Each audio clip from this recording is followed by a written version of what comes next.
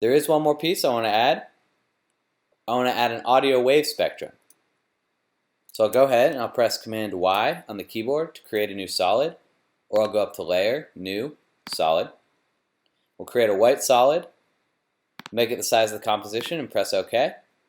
We'll come into our effects window here, and we'll type in audio. And we'll just add the audio spectrum by double-clicking to our solid layer. And you can see here that we've created these dots. And if I select our shape layer tool by pressing Q and going down to the ellipse tool, we'll create another circle from the center. We'll click in the center, we'll press Shift and Command, we'll drag that out, and now for path here in our audio spectrum options we can select Mask 1, and you can see now that we've created this circular path. We can change our colors to be white. Now what's cool about this effect is this will animate with some audio parameters.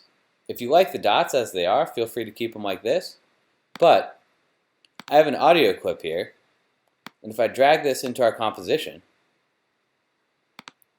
and come back into our white solid, and where it says audio layer here, instead of selecting itself, we go down to our audio layer, and we can drag this back to where we actually have some music. You can see that as we scrub through this timeline, these bars will animate to the music.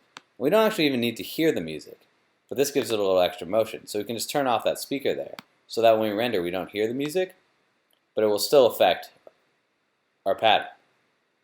We also have a couple options to turn off our mask path in the way this looks. We can change the display options from digital to analog lines, and this will create some wavy lines that usually look better in straight mode.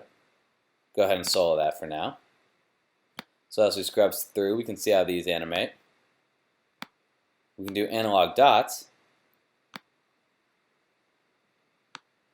that animate up and down. And we can adjust the height here so that they move further from the center the more our music plays. And if we bring back our circular path, these are kind of cool to have to add a little random motion. We also have the option to change size. So if we only want these to be on one side, so now our dots will only move towards the center of the circle, or if we go to side B, our dots will only move away from the center. Or we can keep on both.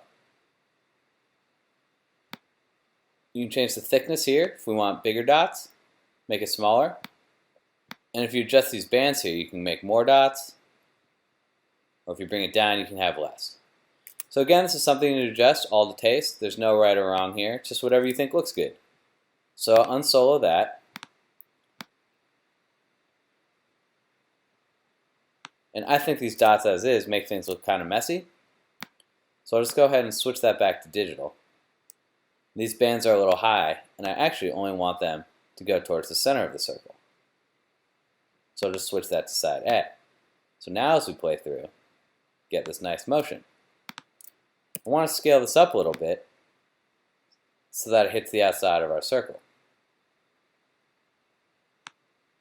We can go ahead and we can bring this underneath all other layers so everything lays on top of it. Now we'll create a little more depth by adding a couple simple blurs.